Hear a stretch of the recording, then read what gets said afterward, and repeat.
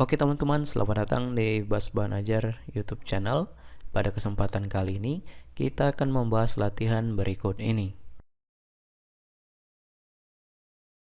Tetapi, sebelum kita masuk ke pembahasan video, saya akan mengajak teman-teman untuk terlebih dahulu mengklik tombol subscribe pada channel ini dan nyalakan loncengnya, lalu klik like pada video ini jika kalian merasa terbantu.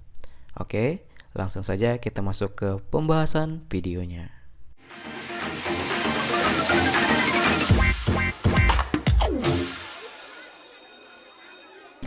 Oke teman-teman, di kesempatan kali ini kita akan membahas latihan tugas kelompok 3.3 di halaman 89 di buku paket PKN kelas 9 semester 1 kurikulum 2013. Langsung saja kita baca soal atau pertanyaannya.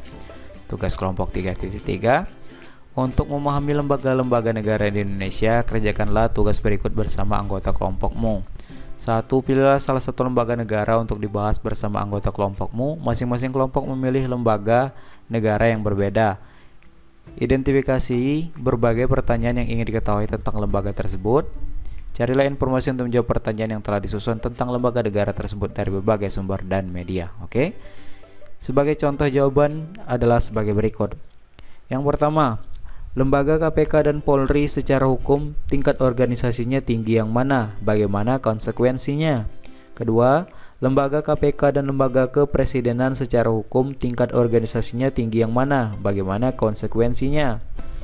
Lembaga DPR RI dan lembaga kepresidenan secara hukum tingkat organisasinya tinggi yang mana? Bagaimana konsekuensinya? Apa hubungannya dengan hak prerogatif presiden? Keempat, jika ada beda pendapat di antara dua lembaga di atas satu kasus yang hukum yang sama, maka yang wajib ditaati adalah pendapat lembaga yang lebih tinggi atau lembaga yang lebih rendah.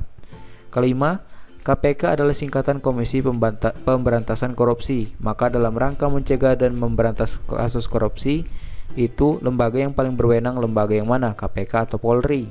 Keenam, lembaga eksekutif dan lembaga legislatif dipilih oleh rakyat. Mengapa lembaga yudikatif tidak dipilih oleh rakyat? Ketujuh, jabatan politis bupati, wali kota, gubernur yang dipilih oleh rakyat bisa berasal dari calon independen.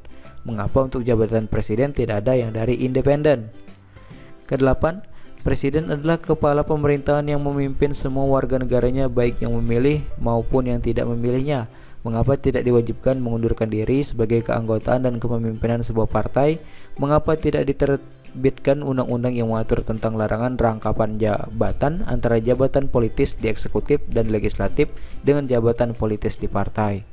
9. Bisakah dibuat undang-undang yang menyatakan secara eksplisit bahwa seseorang pejabat di level apapun jika sudah divonis sebagai narapidana oleh pengadilan, maka wajib baginya mengundurkan diri dan atau diberhentikan dari jabatannya secara definitif. Sedangkan bagi yang masih tersangka, maka demi menghormati praduga tidak bersalah, maka tidak bisa diberhentikan. 10.